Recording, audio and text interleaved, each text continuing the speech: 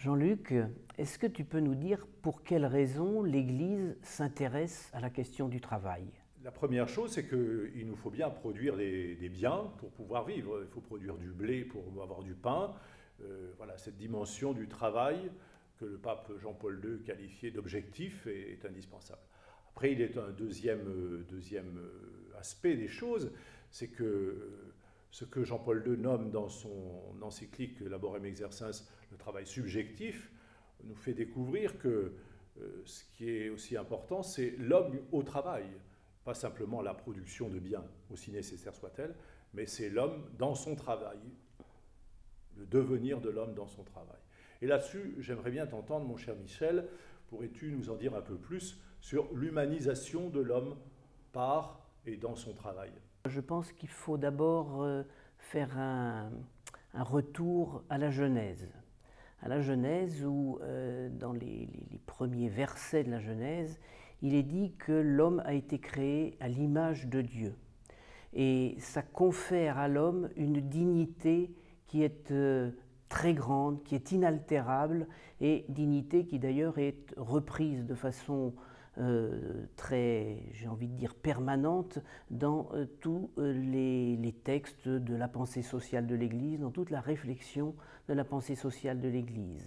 Et puis, la deuxième chose qu'il faut regarder, c'est toujours dans la Genèse, c'est avoir présent à l'esprit que le premier à avoir travaillé, c'est Dieu. La création, c'est son œuvre. Et ensuite, il l'a confiée aux hommes. Il a confié à l'homme sa création pour que, par son travail, l'homme puisse continuer la création, l'entretenir, la faire grandir, l'embellir. Et en faisant ce travail, eh bien, l'homme devient véritablement homme parce qu'il devient véritablement image de Dieu. Et c'est en ce sens que le travail humanise l'homme de façon complète. C'est ce travail qui le fait à l'image de Dieu.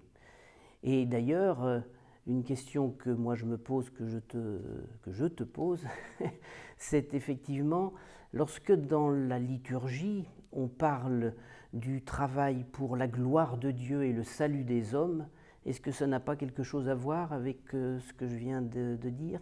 Oui, dans ce que tu viens de dire à propos de la création, l'œuvre de création est une œuvre de salut. Et donc être co-créateur avec Dieu, c'est ce que dit la tradition très ancienne de l'Église, l'homme co-créateur avec Dieu collabore aussi du coup à cette œuvre de salut. Donc le travail que nous accomplissons, il est aussi pour le salut du monde. Et puis en même temps, on sait bien que notre vie, toute notre vie, du point de vue qui est chrétien, qui est le nôtre, hein, toute notre vie est orientée vers Dieu. C'est vivre pour Dieu, en Jésus-Christ, comme dit saint Paul. Et donc, comment faire que le travail ne soit pas pour Dieu, en Jésus-Christ?